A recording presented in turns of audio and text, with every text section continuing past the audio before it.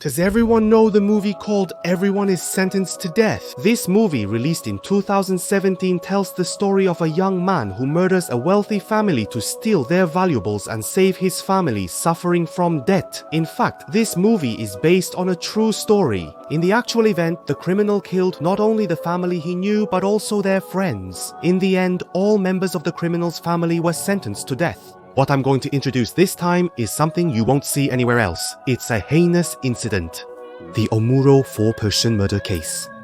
On September 21st, 2004, at around 10 a.m., a passerby discovered a male body floating downstream of the Megawa River in Omuro City, Fukuoka Prefecture. The head and both legs of the body were tied to concrete blocks weighing 5 kilograms each. The upper half of the body was naked and decomposition was underway. According to the police investigation, the identity of the body was determined to be a 15-year-old boy, the second son of a family, who was a first-year high school student at the time. Furthermore, the results of the autopsy revealed that the body had suffered severe violence, resulting in a ruptured spleen. The cause of death was determined to be asphyxiation due to external factors, in other words, murder. On the 22nd, Mami Kitamura, then 45, voluntarily appeared at the Omuro police station after receiving a police summons. She readily admitted her guilt, but it was not about the man who had been floating in the Togawa River, but about the murder of 3 other people in the past. From her testimony that she had sunk a car around this part of the Togawa River, the police immediately searched the river. A red compact car was found submerged with the bodies of the second son's 58-year-old mother, his 18-year-old eldest son, and his son's 17-year-old friend inside. The case came to light after this discovery. On October 8th, 2 weeks later, Mami's husband was located based on her testimony and the police investigation. The Kitamura family, including 60-year-old Kitamura and his 2 sons, consisted of 4 people. All members were arrested. After that, the motive and detailed course of the crime became clear through the investigation, but the content was truly brutal and ruthless. Why on earth? What can be seen in the background of why this case occurred is it was a money-lending affair. Here are the details of the incident. The origin of this case is the Kitamura family's borrowing of money. The real king of the problematic father was the leader of a Yakuza group called Kitamura Gumi, and he was running a construction company, but unfortunately that's the truth. The family is in great difficulty with money, struggling to make ends meet and pay for daily living expenses and regular payments. Because of that, she was his wife. As of 2004, Mami had a debt of about 6.7 million yen, including about 3 million yen borrowed from the victim's family's mother. If this debt is used as leverage, the Kitamura family could become homeless, unable to return the mother, and forced to pay the real family or be drained of renovation costs. The Kitamura family had been harboring resentment against the mother of the house even before this incident occurred. From such a mother in the family, upon hearing the talk of establishing a financial company with a capital of 1 yen, the pent-up dissatisfaction that couldn't be contained due to the different circumstances exploded. The Kitamura family is struggling even to pay the electricity bill. On the other hand, we keep giving money to the Kitamura group, prioritizing their needs over ours, even though we have no financial leeway at all. We have money at home. If that's the case, we should just take everything from home. It's July 2004. Finally, the Kitamura family decides to kill their mother. The 3 of them, excluding the second son of the Kitamura family, agree to kill their mother and steal the cash. 2 months later, in September 2004, Mami tricks her mother by saying there is a piece of land that can be bought cheaply.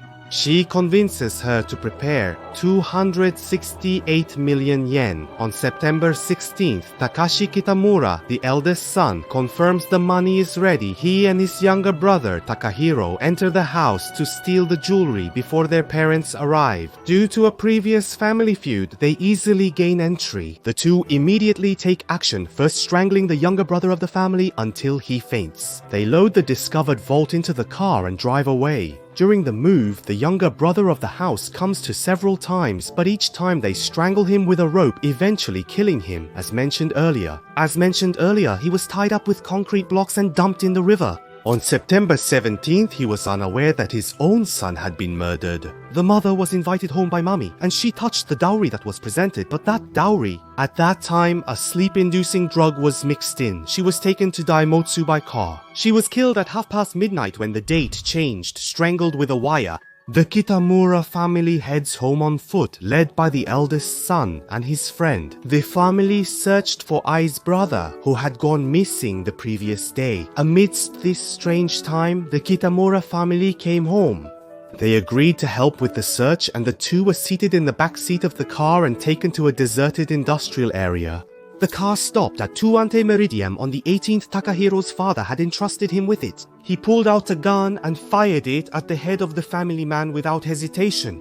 Takahiro questioned the eldest son about the location of the 20 million in the house after killing his mother and brother. The son threatened and chased, truthfully didn't know. Takahiro struck him on the head without hesitation, while the two survivors, still breathing from overexertion, were shaken. He fired 4 bullets. In the end, he used an ice pick. He definitely stopped their breath. It was 3:30 in the afternoon. He put the 3 people, including the mother of the house he had murdered, in the car. He drove the car from the dirt road to the river and sank the bodies in the river. After that, the Kitamura family went back with the stolen key, but they couldn't find the 268 million yen they were supposed to have prepared, and in the end, it was the brothers who had stolen it in the first place. The only things they got for taking the lives of 4 people were the ring that was in the safe and about 260,000 yen they stole from the mother's bag.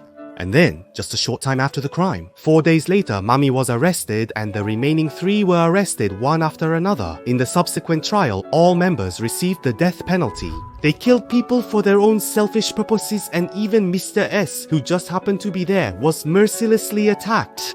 They committed such extremely brutal crimes. What kind of people were they? They are the perpetrators of the entire case. Takahiro Kitamura, the second son of the Kitamura family, who escaped the above, had a terrifying sense of value. He has been like this since he was little. He is violent and uses force without justification. There were also rumors that he regularly used stimulants as a daily routine, and his reputation was so bad that he was suspected of being involved in any incident.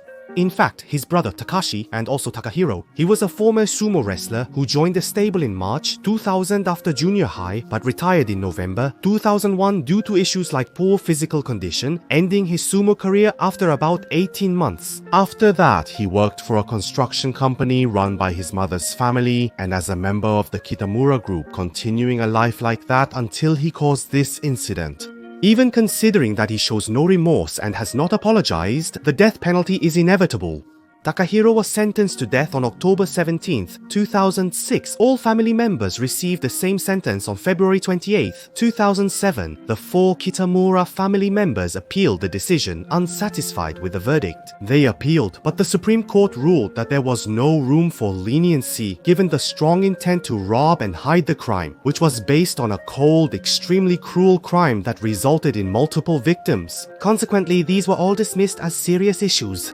When the decision was made to confirm the death penalty for all 4 members of the Kitamura family, the bereaved family spoke as follows. When I heard the death penalty verdict, I was a little relieved, but until I actually see the execution, I won't be able to let go of my resentment. As of now, there is no information that the punishment for the Kitamura family has been carried out, and the 4 of them are each. They are gathered in the public lands of Fukuoka, Osaka, and Hiroshima. This case, where an entire family was involved in the crime due to their greed for money and all of them received the death penalty, is unprecedented in Japan. This case is unusual. The audacity is striking, but the truly terrifying aspect is that the crime was committed purely for monetary gain without hesitation. The targeted victims had no chance to prepare or warn themselves. It makes you think that if unlucky, you could have a robber in your house or be stabbed while walking down the street. It's that kind of situation. The victims faced the sudden, anxiety-inducing reality of the unknown without warning or time to mentally prepare, a vague possibility that crosses everyone's mind at some point. The perpetrator was driven by an unreasonable motive and forced an unreasonable death upon them. Never forget the appropriate sense of danger when you feel anger towards a family. This incident serves as a painful reminder of the importance of thoroughly implementing all possible security measures, such as locking up every day and setting up cameras. Finally, I would like to express my deepest condolences to the family who were victims. That's all for now. Thank you for watching.